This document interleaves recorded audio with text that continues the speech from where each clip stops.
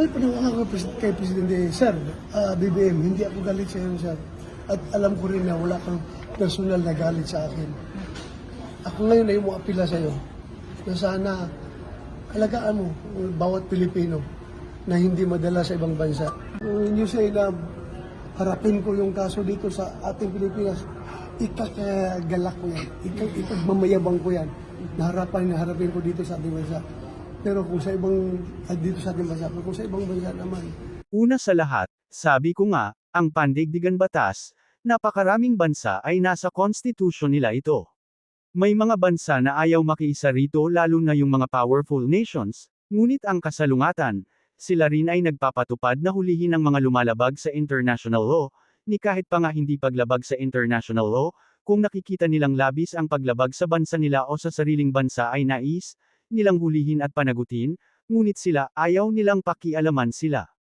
Ang Pilipinas ay may nilagdaan papel na isinumite sa UN na pwede hulihin ang sino mang sa Pilipino ang nakalabag sa pandaigdigang batas, ngunit hindi ibig sabihin na hindi gagana ang Korte ng Pilipinas, dahil sa batas na nakasaad sa pandaigdigang batas, na kung diniliti sa sariling bansa ang nakalabag sa pandaigdigan batas, ay aarestuhin ito ng pandaigdigang hukuman, at ang Pilipinas ay may policy na nasa Pangulo kung ano ang ipapasya, kung sa sarili bang bansa lilitisin o sa pandaigdigan hukuman. Ngayon, bakit dinilitis o bakit ayaw litisin ng Pilipinas yung mga nakalabag sa pandaigdigan batas? Unang-una, dahil ayaw nga ng mga sakampo ng Duterte na litisin sila, dahil sila ang naghahari-harian sa mga panahong iyon, at gayon pa nga rin ngayon, kahit alam nilang nalabag talaga ang pandaigdigang batas, at alam nilang may jurisdiction ang pandaigdigang hukuman sa Pilipinas patungkol sa mga nakalabag sa pandaigdigan batas, pero ayaw nilang malitis ang mga kaanib nila, tulad kay Quiboloy, Duterte, VP Sara, at iba pa.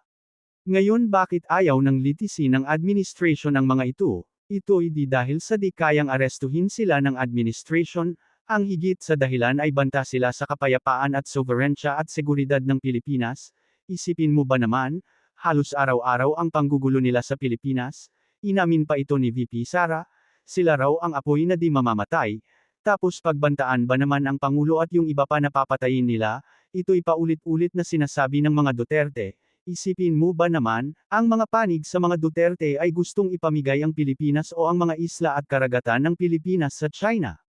Ang mga nabanggit sa taas ang dahilan kung bakit ayaw ng lilitisin ng administration ang mga kaanib ng mga Duterte na nakalabag sa pandaigdigan hukuman, magulo sila, naghahasik ng mga ikakasira ng bansa, para sila ang mamuno at maipagana ang mga gusto nila, tulad ng mga kartel ng droga.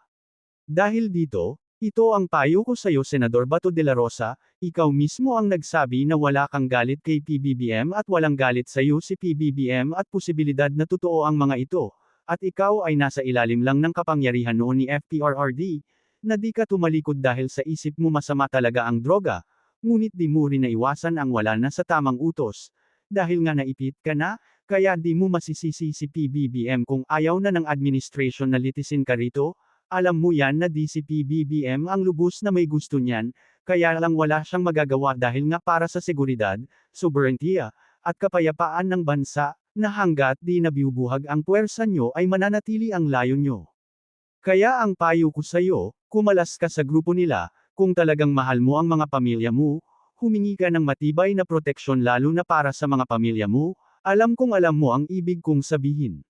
At ibuhos mo lahat ng nalalaman mo, maging tabo ka na, wag ka nang maging bato, magsugo ka ng emisaryong mapapagkatiwalaan mo, upang kausapin si PBBM, tiyak yan dito ka sa bansang lilitisin, o baka maging state witness ka pa. Ulit, tandaan mo kung bakit ay na kayo nililitis sa Pilipinas, ay dahil sa malakas ang pumoprotekta sa inyo, isipin mo ba naman tatlong kalto, tapos ang China, at mga oligarte, kaya natural ang layon na di na kayo dapat litisin sa Pilipinas ay upang buwagin ang pundasyon, o grupo, ng mga Duterte. Tandaan mo, wala na rito yung higit mong tinatanawan ng lubos na pagkilala, kaya wala nang dahilan para manatili ka sa pinakamasamang sindikatong grupo nyo.